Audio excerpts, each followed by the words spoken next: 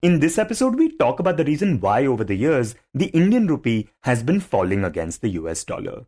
We also talk about a Maoist attack which took place in Chhattisgarh yesterday. But first, we talk about India's largest hydropower project which has faced strong opposition in Arunachal Pradesh. Hi, I'm Shashank Bhargava and you're listening to Three Things, the Indian Express news show. Back in 2017, the government's top policy think tank Niti Aayog proposed the Siang Upper Multipurpose Project, which aims to construct India's largest hydropower project on the Siang River in Arunachal Pradesh. The idea was basically to merge two existing dam projects in the area into one. So this project has been entrusted to the National Hydroelectric Power Corporation, the NHPC. That's the Indian Express's Sukrita Baruah, who reports on Arunachal Pradesh for the paper. And in late 2022, I think, they had submitted a preliminary proposal for this project. And the proposal was for a dam with a installed hydropower producing capacity of 11,000 megawatts. Now, just for scale, we can compare this to the hydropower production capacity of the Tehri Dam, for example. The Tehri Dam, located in Uttarakhand, is the tallest dam in India and the 13th tallest dam in the world. The Tehri Dam's installed hydropower capacity is 1,000 megawatts and the Siang Dam's proposed capacity is 11,000 megawatts. Or if we compare to the Indira Sagar Dam, that's also 1,000 megawatts. And there are other huge hydroelectric projects which are already in the works in Arunachal, like the Lower Subansiri project, that's 2,880 megawatts. So this is several times larger in scale and in ambition to existing projects which are already in place or are currently in the works in India. But she says what has been emphasized repeatedly by the government since 2017 is that generating electricity is not its main purpose. That the hydropower is actually a byproduct, a secondary outcome of this massive dam, and that it is primarily of strategic importance. And strategic importance because our neighbor China is in the process of building the world's largest dam on the Brahmaputra River in Tibet, which we discussed in yesterday's episode. Now, just to understand, we can talk about the flow of, what is the Siang River. So this river actually begins in Tibet, where it's known as the Yarlung Zangpo, and it flows around 1,000 kilometers eastward. It makes a great U-bend, and it comes into India through Arunachal Pradesh, where it is known as the Siang. And as it flows down further downwards, it joins other tributaries like the Dibang and the Lohit. And as it enters Assam, this same river is known as the Brahmaputra. And it flows further downwards and it flows into Bangladesh and further down into the Bay of Bengal. So this dam that China is planning is located at that great U-bend that we're talking about before, the Yarlung Zangpo flows into Arunachal Pradesh and becomes Siang. Also, considering this, what the government is saying is that we are not building this dam to generate power. We are building this dam to counteract what China is doing in Tibet. Yeah, so there are major concerns linked to the building of, I quote unquote, the world's largest dam on the Yarlung Zangpo before it enters India. So India is a lower riparian state. And I can tell you what some of the concerns are that this will flow, that a dam of this scale will affect the flow of water further downstream into Arunachal Pradesh and subsequently into Assam and into Bangladesh. Now, I can tell you some of the concerns that are told to the locals there, in Arunachal Pradesh is that, the amount of water that the reservoir there will hold in the Medoc County Dam, what if China suddenly releases that water? Can you imagine the scale of destruction if that quantity of water comes flowing down? And what I've written about in my story is that a term that is constantly used by government functionaries in Arunachal Pradesh to communicate a sense of urgency about why the Siang Dam is important is they call the potential effects of the Tibet Dam a water bomb. Okay, so there's, think about the water bomb and, how it'll affect, this whole place will get wiped out.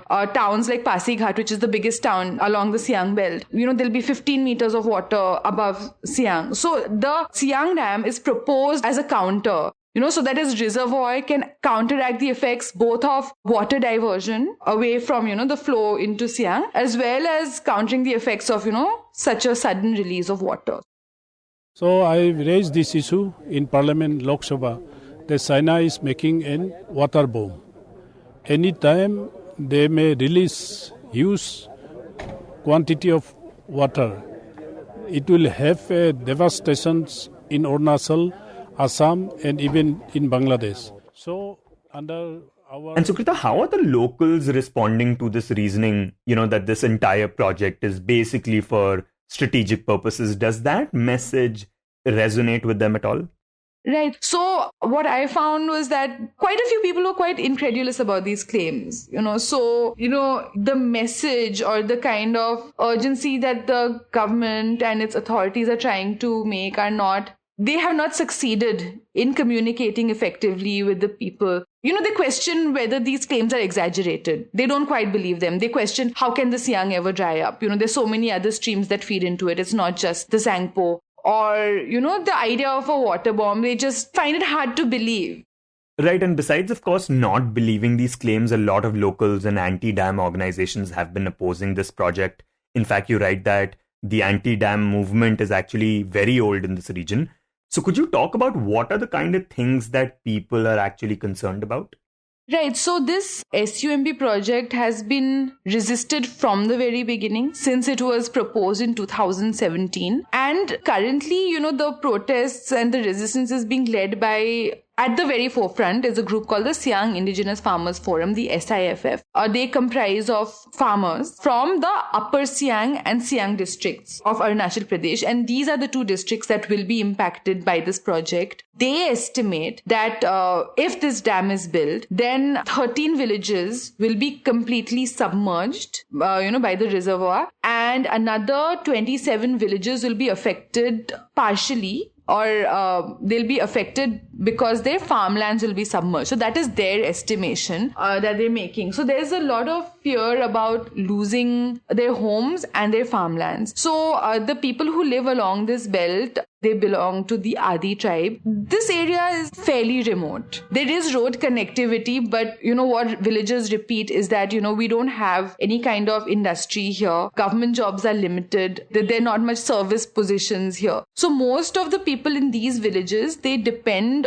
on agriculture. So if you see, the river flows, the river Siang flows, and on both banks, these people, the residents of these villages, are doing cultivation of paddy, millets, greens, oranges. This region is really famous for oranges. So there's a lot of cultivation that happens here. And, in the past, the people of these villages, they used to do shifting cultivation in the hills. But post-independence, there was a lot of emphasis to move away from shifting cultivation by the state and adopt settled agriculture. So it was only around the 1960s that people actually moved towards agriculture, but now towards settled agriculture along the river. But now they're more or less dependent on it.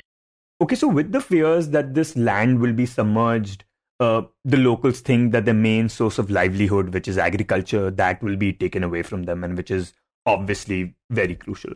It is crucial to their livelihood, and even more so the land on either, because like I said, that the villagers say that is the only plain area where we can do settled agriculture, and that is what we know how to do now. We do settled agriculture, and that land along the river is all we have for that. So that is our livelihood, that land. And once this project comes up, if the dam is built, all this land will be submerged. So what will we do? We can't move further uphill. We can't grow any crops further uphill. So, the whole sense of identity, livelihood, and a way of living hinges on that land along the river. So that is the refrain amongst all the villagers. And even, a large section of villagers are resisting the project. The section who are not resisting the project, they are also, wary of, the fact that because even they will lose their farmlands. So, what has been promised, and I spoke to the Paging MLA, Ojing Tasing, and he is also a cabinet minister. And incidentally, before he became a minister, he was one of the biggest anti-dam leaders in this region. So he, told me that, the central government and the state government are very committed to the project, and we want to give these people the biggest compensation that has ever been given in India. But we can only do that if they come to the table and talk to us. So, even the people who are not resisting the project and are ready to come on board and take the compensation, there's a lot of distrust even amongst them, in the sense that, ye sarkar hai, sarkar to promises karti hai, lekin, so even those who are willing to come to the table, they want, something in writing. That's what I've heard quite a few people saying, we need something in writing. We can't, make do with just a word or just promises. But those who are resisting, for now, they are not willing to talk about compensation. They are rejecting the project altogether. Right, and these protests have intensified in the past few months. You write that there has also been some intimidation by the state. Some village heads, for example, who have been part of the protests, have been issued show cause notices. In fact, the state had also decided to deploy 9 companies of the Central Armed Forces and some other additional police forces at the proposed site. But then there were protests about that as well. Could you talk about what is happening now in that regard?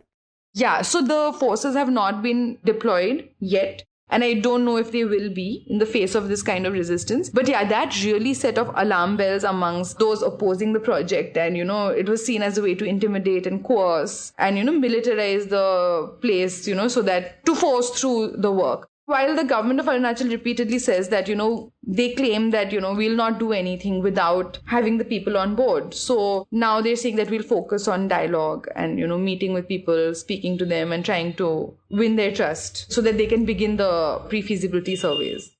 And are they just saying that, or have there been attempts to actually initiate a dialogue between the locals and the government functionaries?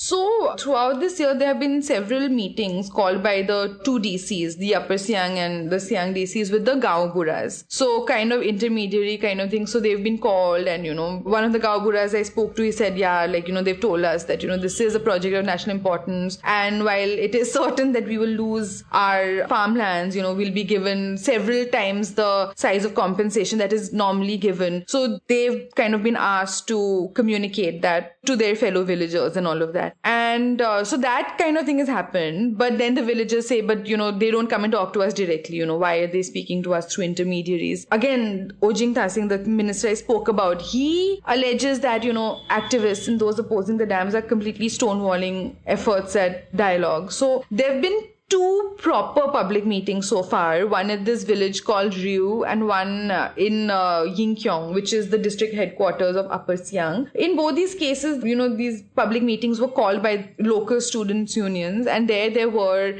elected representatives, MLAs, as well as leaders of the SIFF, where there was some kind of attempt at dialogue. But in both those cases, I think I have been informed that the voices of opposition were much stronger in both these meetings. Again, villagers say that they're not happy with the way that this was done either, because they're saying that they came because it was conducted by us. But, I'm quoting them that if they want our land, they should come to us. Yeah, so these kind of outreaches have been happening, not entirely to the satisfaction of people. And now, it's called the Siang Project Development Committee, something of that kind has been set up by the Arunachal Pradesh government, which has village level subcommittees. So, villagers who are in favor of the project or who are not against the project, let's say, have been invited to join this. So now apparently the aim is, I've been told, to conduct dialogue through these subcommittees, which have, locals from each village as a part of them. So that's what's happening at the ground level.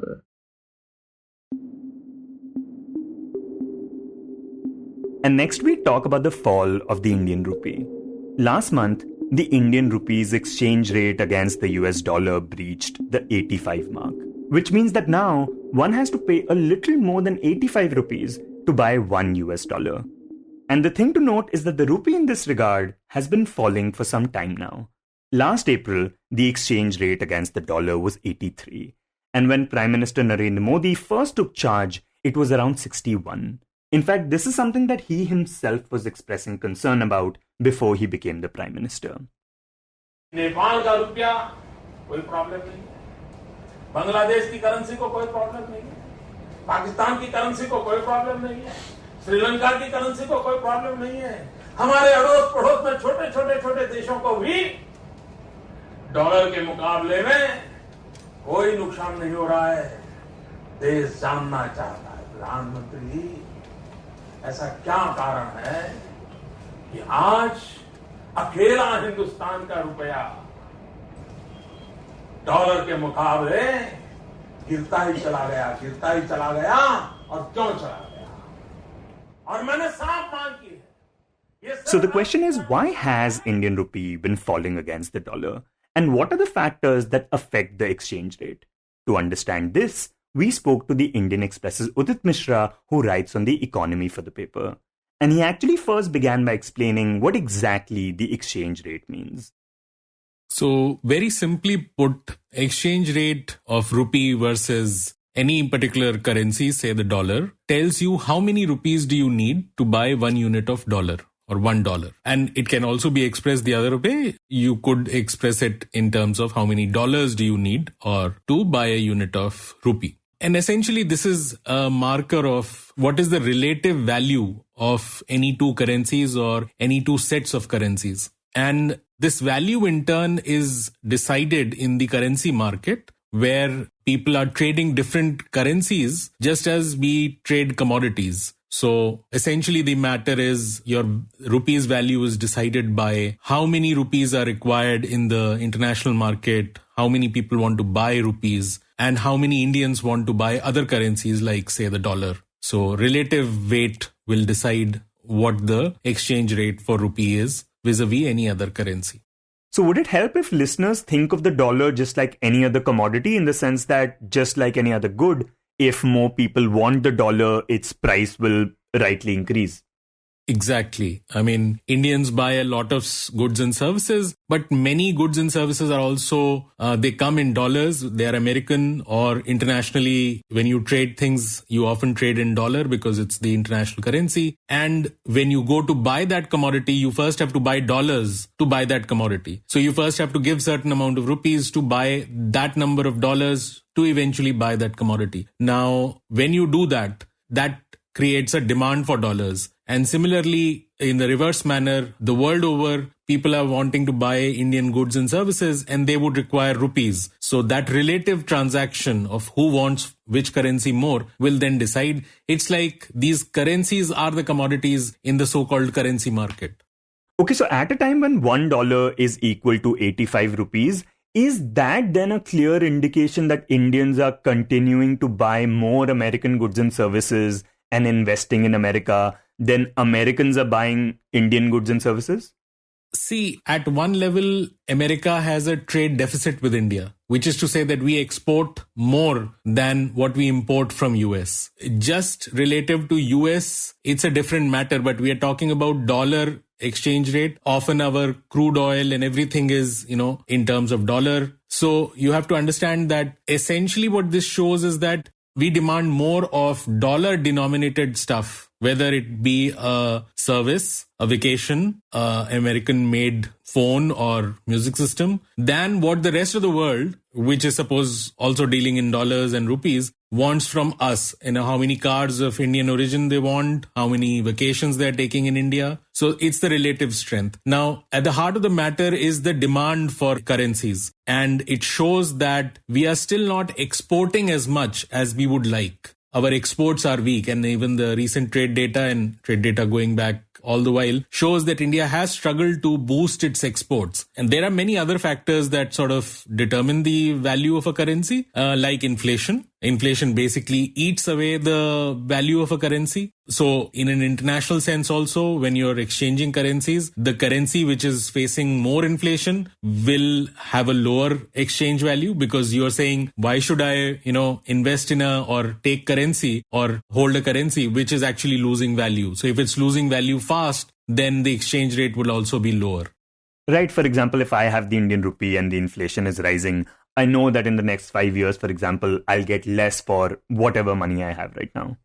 Exactly. So, it's like holding any asset. Suppose you were investing in currencies and you were supposed to pick up some currencies. So would you prefer a dollar over a rupee? So immediately it becomes clear to you that you would rather hold the dollars than the rupee, because if India is not able to contain inflation and rupee is losing value, then you would say that it's better to hold on to dollars because US is able to control its inflation better. dollar is less likely to lose value. And so if I buy a dollar today, I might only be required to pay 85 today, but in 5 years' time, I might be getting back 90 rupees. So I'm better off. So, I mean, it's not just about one factor. It's not just trade in goods. There is trade in services, and then there is investments also. So, for example, India gets a lot of investments since India is one of the fastest growing economies. In fact, on many occasions, the fastest growing major economy. So everybody is investing in India. A lot of money is coming into India. And that basically takes shape in the form that a lot of dollars fly in and they want to buy rupees.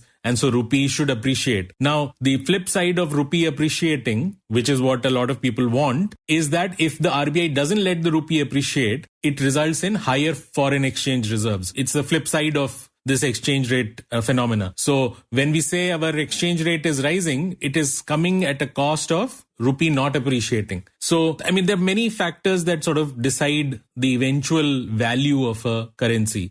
And Udit, is there anything right now that has led the rupee to fall again? So there are many factors like our continuing weakness, India's continuing weakness on exports. So if the rest of the world is not buying as much from India, then the demand for rupee would be lower.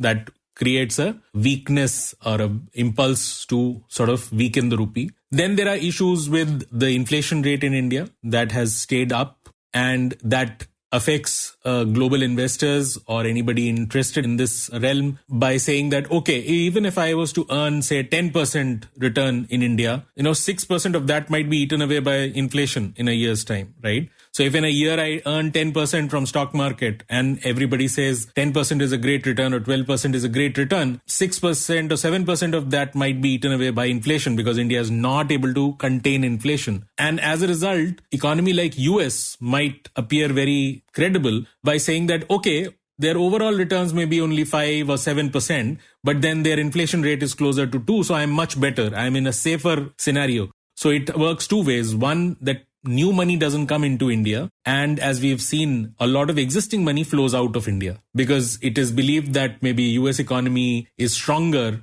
and better capable of containing inflation. So there is more certainty of what the value is. And when that happens, when money leaves, again, investments pulling out of India basically means you're saying, okay, here are the rupees, turn them into dollars, we are going out. And so the demand for rupee falls and the demand for dollars increases and you have an exchange rate which becomes worse. So multiple reasons happening here that are creating this impulse. But primarily it is the US being strong and the US central bank saying that we'll be hawkish, we'll be taking care of the inflation rate. There is much stronger belief that under Trump, perhaps growth will pick up there and the Fed will also ensure that inflation doesn't rise. So a lot of money flowing back.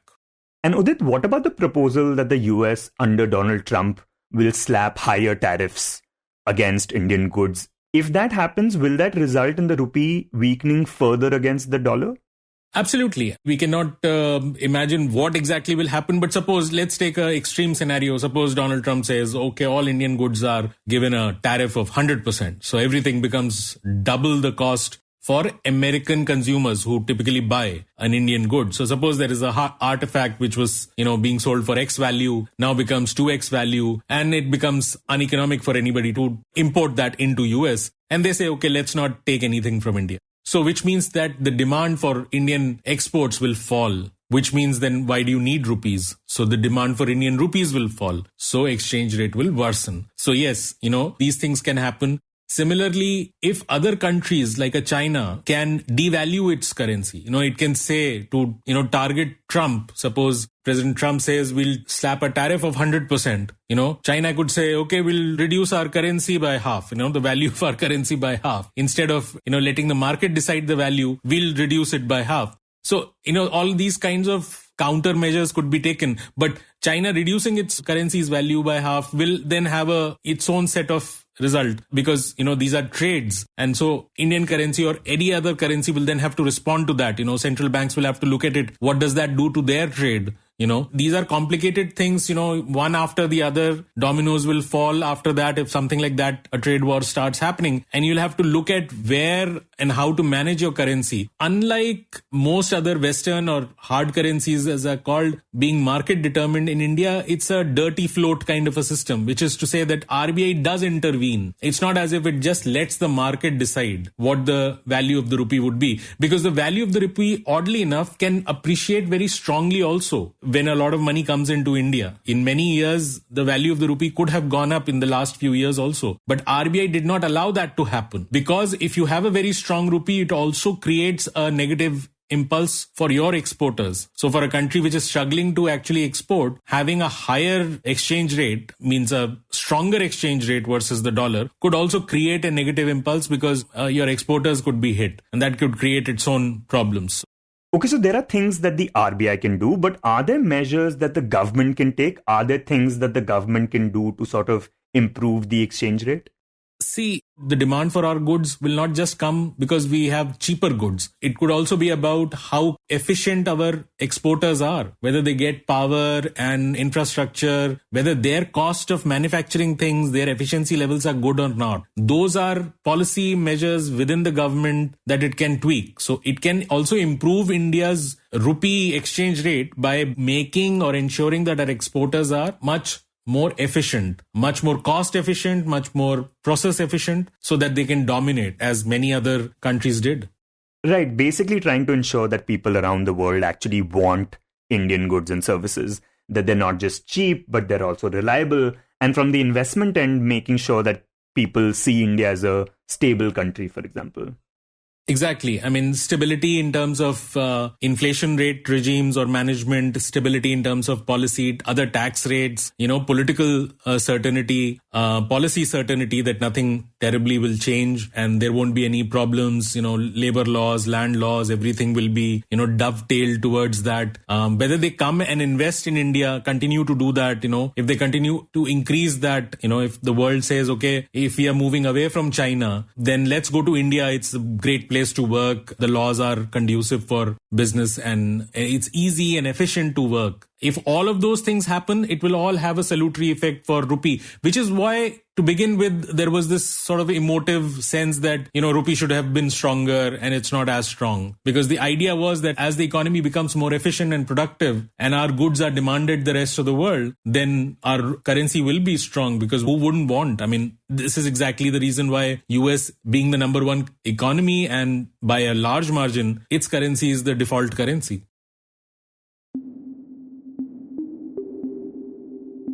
And in the end, we talk about Chhattisgarh. At least 8 security personnel and a driver were killed yesterday after a police vehicle came under attack by Maoists in Chhattisgarh's Bijapur district. When we spoke to the Indian Express Jayprakash Naidu at around 8 p.m. yesterday, he told us more about it. So the incident took place on Monday afternoon around 2:15 p.m. where 8 of our jawans and a civilian driver were killed in a massive IED blast which took place on the Bedre to Kutru road in Chhattisgarh's Bijapur district. These jawans were returning from an anti-Naxal operation which began on Friday last week, and on Saturday, as part of the operations, they had killed 5 Maoists in Abujmad. And after the operation, they were returning back to the headquarters. And this is the typical modus operandi of Maoists who target forces. Like, it is a common practice of Maoists who have targeted forces in the past while they were returning after days of operation. At this time, the jawans are very tired and they are hungry, and there is a chance that they can make a mistake, and this is how they target them. And these jawans were from the District Reserve Guard and Bastar fighters. Both these forces are state level forces where recruits are from the local remote villages and also surrendered Naxals. So this is the first big attack since 2023 when 10 jawans were killed in another IED blast in Aranpur in Dantewada. At that time also they were returning after an operation. One more important thing is that this ID was a command ID. There are 2 types of IDs. One is a pressure ID, when if you step on it, it gets triggered. And another is a command ID, where a Maoist is hiding in the jungle and he uses wires to detonate the ID. So in this case, it is learned from sources that a Maoist was hiding in the jungle some 200 meters away and was looking at their movement. And when the car was passing on the concrete road, he triggered the ID. You were listening to 3 Things by the Indian Express. Today's show was written and produced by me, Shashank Bhargava, and was edited and mixed by Suresh Pawar. If you like the show, then do subscribe to us wherever you get your podcasts. You can also recommend the show to someone you think will like it. Share it with a friend or someone in your family. It's the best way for people to get to know about us. You can tweet us at Express Podcasts and write to us at podcasts@indianexpress.com.